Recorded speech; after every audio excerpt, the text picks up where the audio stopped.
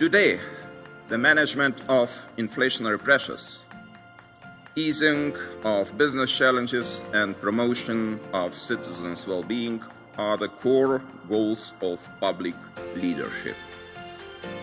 Shifting to data-driven decision-making and evolving together with changing technologies will ensure that central banks remain effective and credible in turn enabling us to fulfill our mission of creating value for society. And of course, the future has some short-term daunting challenges, but also there should be bright lights in the longer term.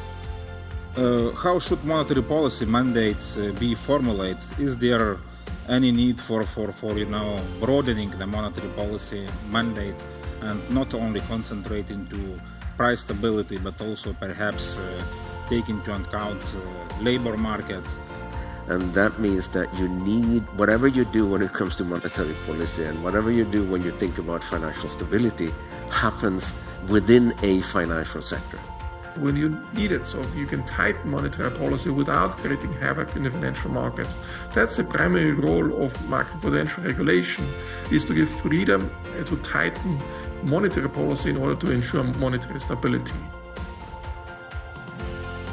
The scope and nature of fiscal measures needs to be different now than it was at the height of the pandemic, following a long period of too low inflation. Fiscal policy should not stoke inflation. It needs to be temporary. As policy interest rates rise in the near term, in some ways we may find ourselves circling back to a policy conjuncture that we thought had been left far behind. We may for some period find ourselves in a world where monetary policy can reclaim some of its former primacy as a cyclical instrument. And at the same time, as governments once face the funding markets, imperatives will increase for fiscal policy to ensure debt sustainability and rebuild space.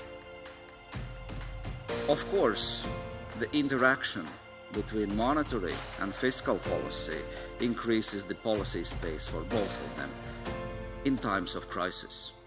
But this can only work if monetary policy is able to switch in and provide support to fiscal policy by lower lending rates, and it only works if fiscal policy has no problem of fiscal sustainability. Since the great financial crisis, central banks have increasingly recognized the importance of providing liquidity and making sure that the transmission mechanism operates properly.